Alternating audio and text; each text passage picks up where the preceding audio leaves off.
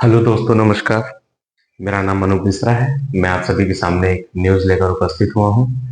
और मैं इस पे वैसे तो वीडियो बनाना नहीं चाह रहा था, लेकिन पिछले काफ़ी दिनों से बहुत सारी चीज़ें हमने यूट्यूब पर देखी, समझी। उसके बाद खुद एनालिसिस किया, क्योंकि मैं भी एक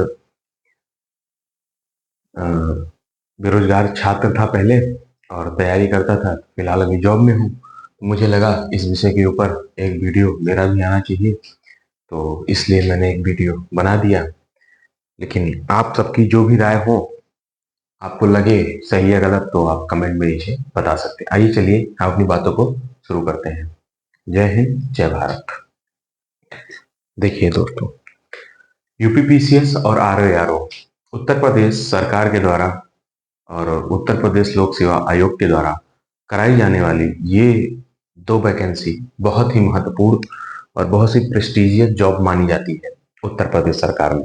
बी ग्रेड की नौकरी, जिसका यूपीएससी में नहीं होता, कहीं ना कहीं वो यूपीपीसीएस या आरओआरओ की वैकेंसी की तरफ मुड़ता है, जो एक लंबे समय से तैयारी कर रहा है। अगर वहां सफलता नहीं मिली तो कम से कम यहाँ सफलता का स्वाद चख के वो अपने जीवन को एक अच्छे मोड़ की तरफ लेके जाता है। लेकिन हाल ही के दिनों में बहुत सारी चीजें और घटनाएं उत्तर प्रदेश में ऐसी हुई, जिसकी वजह से ये इस एग्जाम को पोस्टपोन करना पड़ा और कुछ एग्जाम जो थे उनको रिशेड्यूल करना पड़ा।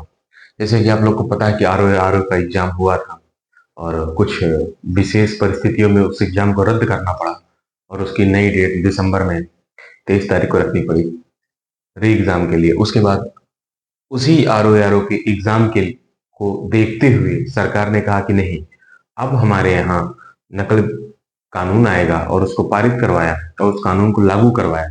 सभी संस्थान, भर्ती संस्थान, परीक्षा बोर्ड और सबको उसकी जद में लेकर आए और एक एक की जिम्मेदारी तय की गई। उसके बाद सरकार इस निर्णय पर पहुंची, कॉलेज, संस्थान, यूनिवर्सिटी, जो भी गवर्नमेंट संस्थान है, हम पेपर सिर्फ वही करवाएंगे और पूरे उत्तर प्रदेश के 75 नहीं, अब तो 76 जिले हो गए, 76 के 76 जिले में न करवा करके हम कुछ विशेष जगह ही करवाएंगे। और जनसंख्या 5 लाख, 8 लाख, 6 लाख, 10 लाख, आरएआर में तो 10 लाख के ऊपर है, इसमें 4 से 5 लाख बच्चे आते हैं। इतने बच्चों का छोटे से क्षेत्र में और चुनिंदा संस्थान में परीक्षा करवाना संभव नहीं था। तो सरकार इस नतीजे पर पहुंची कि परीक्षा अगर एक दिन में नहीं हो पाएगी तो हम उसको 2 दिन या 3 दिन में करवाएंगे, पीसीएस का या आरओआर का। इसके वजह से छात्रों के बीच कुछ विषम परिस्थिति पैदा हुई, क्योंकि छात्र हैं तो उनके भी कुछ मुद्दे हैं। तो वो छात्रों का मुद्दा ये था कि मान लीजिए आप एग्जाम को एक या दो पाली में 1 या 2 दिन आप कराते हैं, तो एक तो पीसीएस का पेपर वैसे ही टफ होता है, और नॉर्मलाइजेशन की प्रक्रिया, क्योंकि नॉर्मलाइजेशन आप किस बेसिस पे कर रहे हैं, कैसे कर रहे हैं, ये हमको पता नहीं है। फॉर्मूला आपके पास है, सब कुछ आपके पास है, आप लागू करेंगे। और कहीं ना कहीं कुछ छात्रों के साथ नाइंसाफी, कुछ छात्रों के साथ अच्छा ही, क्योंकि जिसका बढ़ गया उसकी बल्ले बल्ले, जिसका नहीं बढ़ा वो शोक संतृप्त हो जाएगा। तो इसलिए छात्रों ने ईमेल वगैरह के माध्यम से आयोग में सारी चीजें भेजी। सरकार ने भी उन चीजों पर गौर किया, क्योंकि सरकारें सोशल मीडिया मीडिया के माध्यम से की गई चीजें सरकार के पास थोड़ा जल्दी पहुंच जाती है। तो सरकार ने उन चीजों को देखा और उन पर गौर किया। और सरकार अभी किस निर्णय में है, किस परिस्थिति में, इसका वाकई में अगर देखा जाए तो किसी के पास कोई जानकारी नहीं है, और ना ही मेरे पास है। और अभी फिलहाल अक्टूबर में 27 तारीख को पीसीएस का जो एग्जाम है प्रस्तावित है, इसको लेकर बहुत सारी भ्रांतियां फैली हैं कि कोई कह रहा है एग्जाम होगा, कोई कह रहा है एग्जाम नहीं होगा। तो सभी जो विद्यार्थी तैयारी कर रहे हैं, मेरे से बड़े भी होंगे, छोटे भी होंगे, जो भी होंगे, जो भी जैसा मुझे माने, छोटा भाई या बड़ा भाई, तो उन सभी के लिए सलाह देने की स्थिति में तो नहीं हूँ, लेकिन इतना जरूर कह सकता हूँ, जब तक उत्तर प्रदेश लोक सेवा आयोग के माध्यम से कोई भी पुख्ता जानकारी नोटिस के माध्यम से सार्वजनिक चैनल पर, न्यूज मीडिया, प्रिंट मीडिया में नहीं आता है, तब तक आप किसी भी एग्जाम को कैंसिल ना माने। और आप ये मान के चले कि आपका एग्जाम 27 अक्टूबर को ही होगा और आप उस एग्जाम के मद्देनजर तैयारी करते रहे।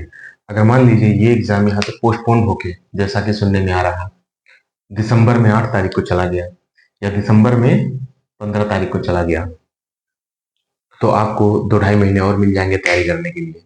ये आपके जीवन के लिए उन सुनहरे अवसरों में से एक है, जो शायद आपको कभी मिले या ना मिले, इसकी कोई गारंटी नहीं है। तो आप इसके लिए पॉजिटिव हो जाएंगे, क्योंकि पेपर आपको देना ही देना है, चाहे आज दीजिए चाहे 2 महीने बाद दीजिए। बस फर्क इतना है कि यहाँ से और यहाँ आने में जो आपकी कंटिन्यूटी है उसको बरकरार रखिए, हतोत्साहित नहीं होना है और लगे रहना है। तो आप ये मान के चलिए कि एग्जाम हो रहा है और आप प्रिपरेशन करिए। अगर मान लीजिए बाई चांस टल भी गया, तो बस आप माइंड मेकअप किए रहेंगे, कह रहे भाई यहाँ तक मेरा टारगेट था, मैंने इतने टाइम तक अपना सारा सिलेबस को अचीव कर लिया। अब इसके बाद जो बचेगा 2 बार 3 बार 1 बार 2.5 बार 1.5 बार जितनी भी बार आप रिवीजन करना चाहें रिवीजन कर सकते हैं। ठीक है, ये तो हो गई संभावनाओं की बात। अगर हम बात करते हैं कि मेरे अकॉर्डिंग क्या हो सकता है, मान लीजिए अगर आपका एग्जाम 27 तारीख को पोस्टपोन हो गया, तो दिसंबर में 8 दिसंबर और 15 दिसंबर के पहले कोई डेट खाली नहीं है, या तो उसके बाद 23 दिसंबर को RO है। अगर 8 या 15 में से एग्जाम नहीं करा पाएंगे तो दिसंबर में मोस्ट प्रोबेबली हो सकता है RO की डेट में ही 8 15 23 में से ये एग्जाम करवा दें UPPCS का, और हो सकता है RO को शिफ्ट कर दें फरवरी में ले आके, क्योंकि जनवरी में पूरा प्रशासन लग जाएगा प्रयागराज में, क्योंकि वहां महाकुंभ है। और इस तरीके से फिर वो सारी चीजें नहीं हो पाएंगी जिस तरीके से हम और आप सोचते हैं। तो इसीलिए धैर्य रखिए, मेहनत करते रहिए, सफलता आपकी एक दिन शोर मचाएगी।